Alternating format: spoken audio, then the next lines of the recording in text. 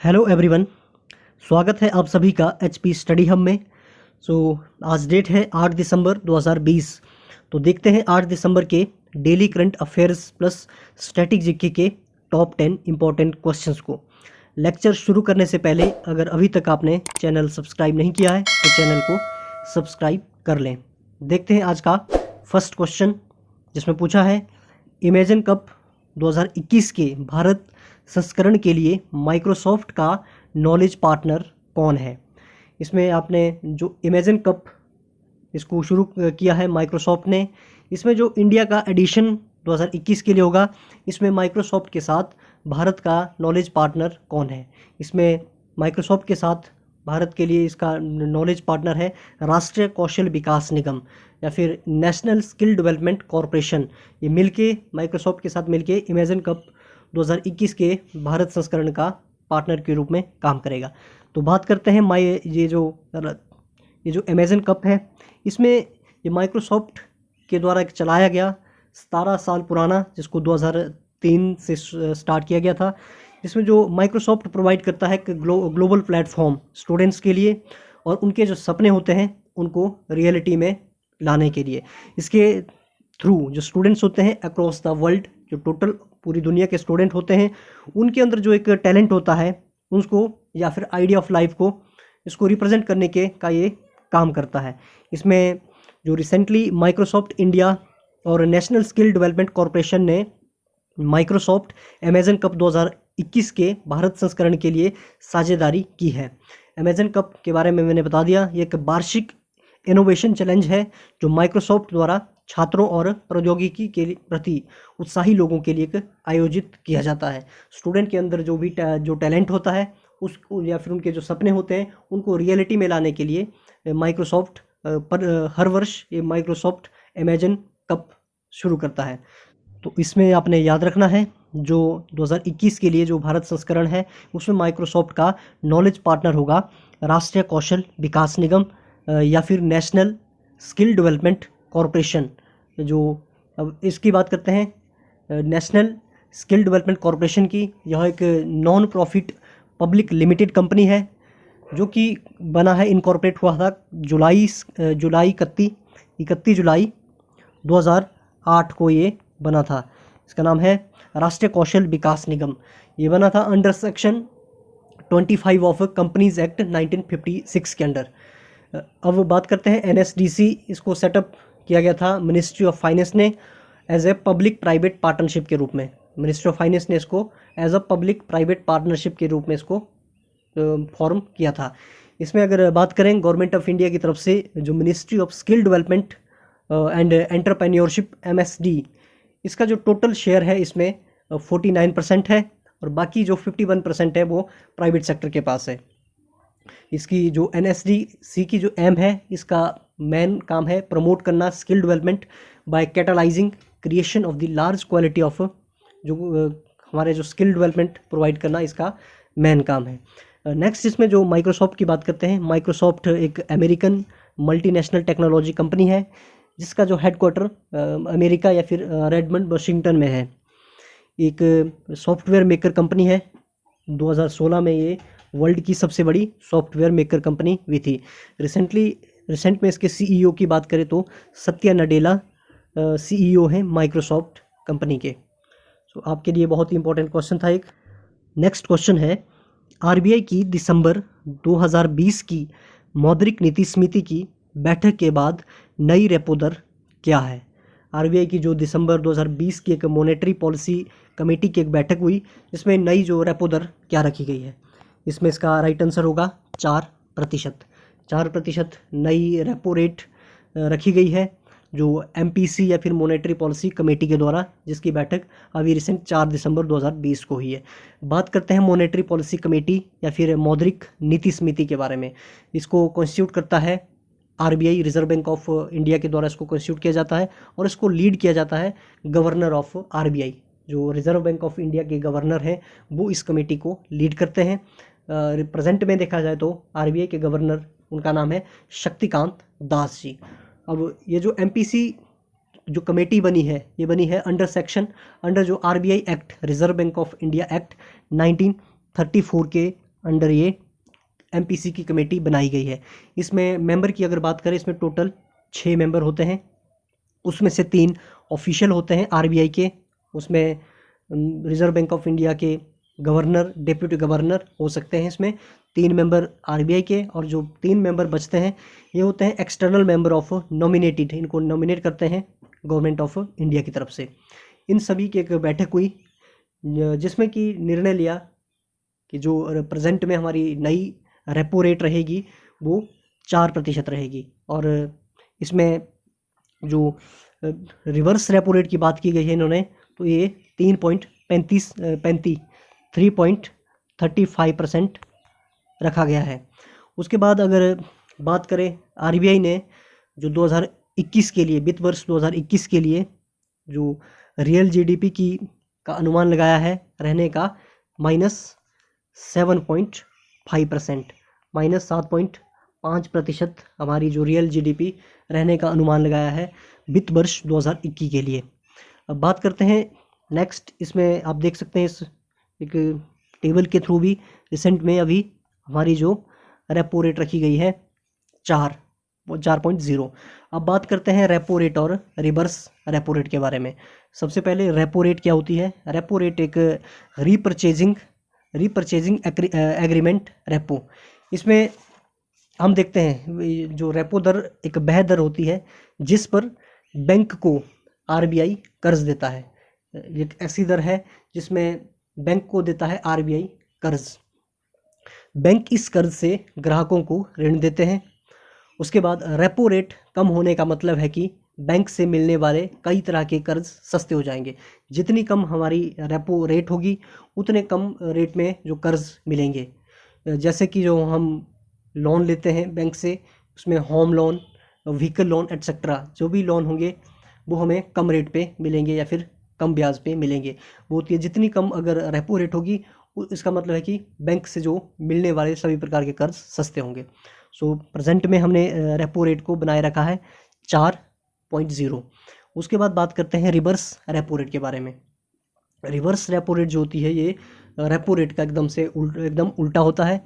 इसमें यह एक ब्याज दर होती है जिस पर बैंकों को उनकी ओर से RBI में जमा धन पर ब्याज मिलता है। एक ऐसी दर होती है जिसमें बैंकों ने अगर जो पैसा RBI में जमा किया होता है उस पर ब्याज मिलता है। रिवर्स रेपो रेट बाज़ारों में जो नकदी की जो तरलता को, जो लिक्विडिटी होती है बाज़ारों में, नकदी की जो हमारे पैसा जो सर्कुलेट होता है बाज़ारों में, उसको नियंत्रण करने के काम आती है रिवर्स रेपो रेट। बाज़ार में जब भी बहुत ज़्यादा नकदी दिखाई देती है, जब हमारे को बहुत ही ज़्यादा लिक्विडिटी कैश मार्केट में दिखाई देती है, तो उसके बाद जो RBI रिवर्स रेपो रेट बढ़ा देता है ताकि बैंक ज़्यादा ब्याज कमाने के लिए अपनी रकमें उनके पास जमा कर सकते हैं। अगर बैंक के पास ज़्यादा या फिर मार्केट में ज़्यादा लिक्विडिटी कैश आ जाता है तो उसके लिए बैंक रिवर्स रेपो रेट को बढ़ा देता है ताकि जो बैंक RBI में ज़्यादा से ज़्यादा पैसा जमा कर सकें। तो ये है रेपो रेट और रिवर्स रेपो रेट के बारे में। तो रेपो रेट रहनी है 4% और रिवर्स रेपो रेट 3.35% बनाए रखा है। तो काफ़ी इम्पोर्टेंट है ये क्वेश्चन। नेक्स्ट है, हाल ही में सुप्रीम कोर्ट ने किस प्रकार की चीज़ों पर GST को बरकरार रखा है? रिसेंटली अभी सुप्रीम कोर्ट ने एक जजमेंट दी है जिसमें जो लॉटरी और गैम्बलिंग की चीज़ों पर जो अभी तक GST लगता था और उसको GST में शामिल करने को लीगल ठहराया गया है। तो लॉटरी और गैम्बलिंग की चीज़ों पर GST टोटल लगता है 28%, जो कि सुप्रीम कोर्ट ने भी इसको लीगल करार दिया गया है। तो इसमें आपके लिए आज का पहला क्वेश्चन है, GST काउंसिल के बारे में आपने सुना होगा। ये जो GST काउंसिल का जो कॉन्सेप्ट है भारतीय संविधान या फिर इंडियन कॉन्स्टिट्यूशन के किस आर्टिकल में भी इसका मेंशन हुआ है? इसका आप राइट आंसर कमेंट बॉक्स में देंगे। नेक्स्ट है, CLMV देश किस क्षेत्रीय संगठन से संबंधित देशों का एक समूह है? CLMV ये जो पूछा है कि किस क्षेत्रीय संगठन से संबंधित देशों का एक समूह है। ये आसियान के भी मेंबर हैं। इसमें जो 4 देश है CLMV में, कंबोडिया, लाओस, म्यांमार और वियतनाम।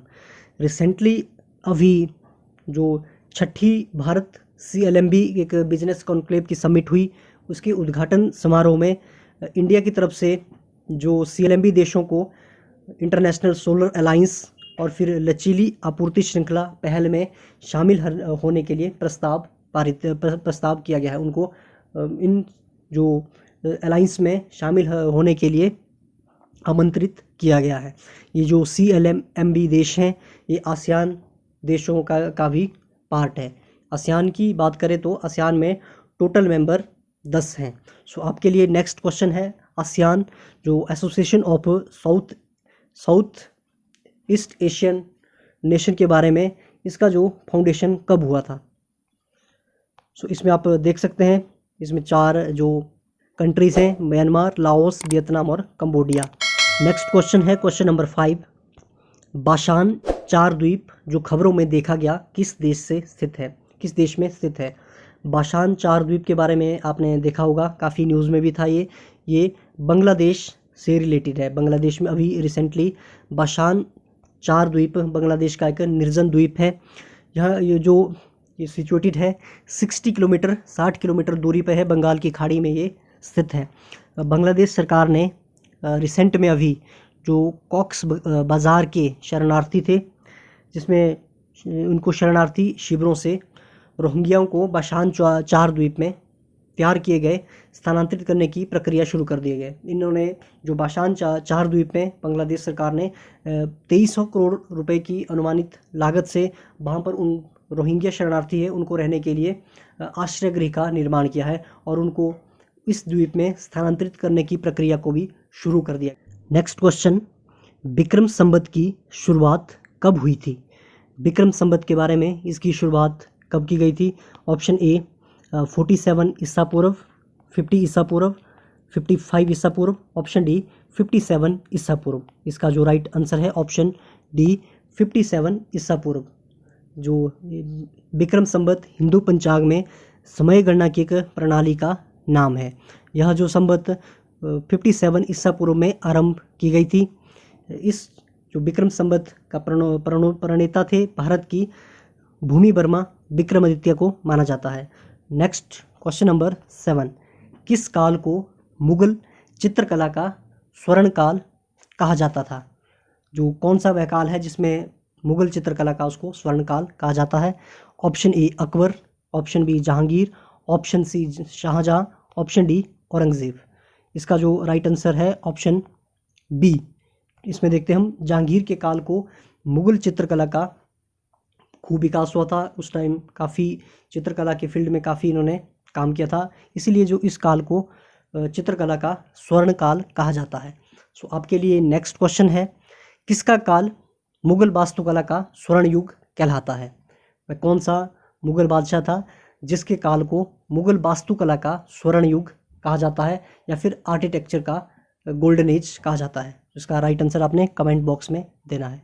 नेक्स्ट क्वेश्चन नंबर 8, जिसमें भारतीय संविधान के किस अनुच्छेद के तहत लोकसभा में अनुसूचित जातियों और जनजातियों के लिए आरक्षण दिया जाता है। तो इंडियन कॉन्स्टिट्यूशन के कौन सा आर्टिकल है जिसमें लोकसभा में जो शेड्यूल कास्ट और फिर शेड्यूल ट्राइब के लिए इनको आरक्षण प्रोवाइड किया जाता है, रिजर्वेशन। इसका ऑप्शन है ऑप्शन ए 330, 332, 222, 345।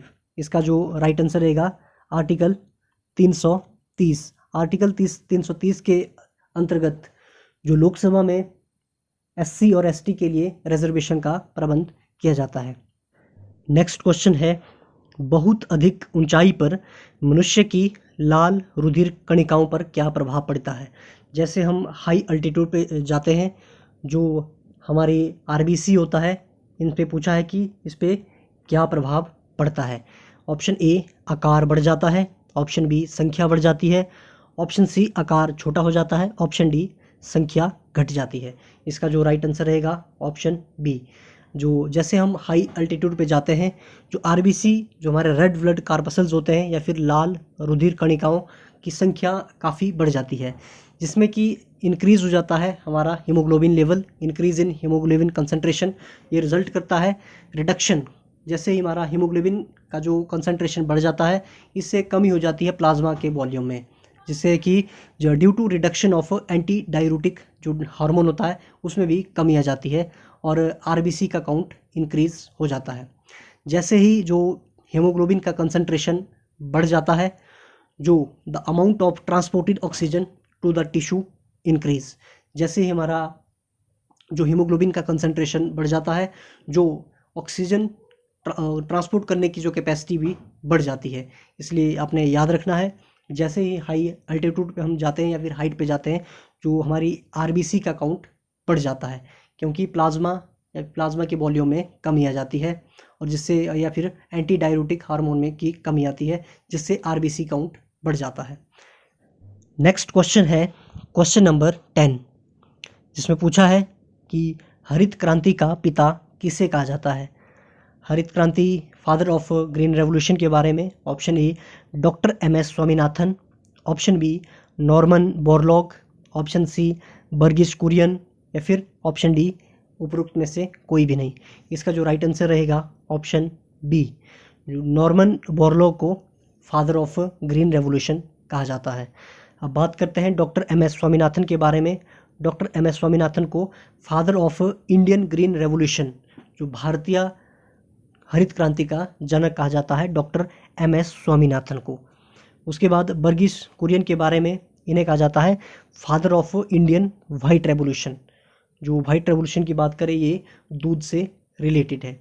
तो इसमें हमने क्लियर हो गया, नॉर्मन बोरलॉग को कहा जाता है हरित क्रांति का पिता, एम.एस. स्वामीनाथन को भारतीय हरित क्रांति का जनक कहा जाता है और बर्गिस कुरियन को भारतीय जो श्वेत क्रांति का जनक के रूप में जाना जाता है। तो आज हमने डिस्कस किए top 10 current affair plus static GK के इम्पोर्टेंट क्वेश्चंस। इस लेक्चर की पीडीएफ फाइल आप हमारे Telegram channel HP study hub से डाउनलोड कर सकते हैं। अगर आपको लेक्चर अच्छा लगा तो वीडियो को लाइक करें, कमेंट करें, शेयर करें और चैनल को सब्सक्राइब करना ना भूलें। तो अभी के लिए इतना ही, मिलते हैं नेक्स्ट लेक्चर में नई वीडियो के साथ। तब तक के लिए सेफ रहें, स्वस्थ रहें, नमस्कार।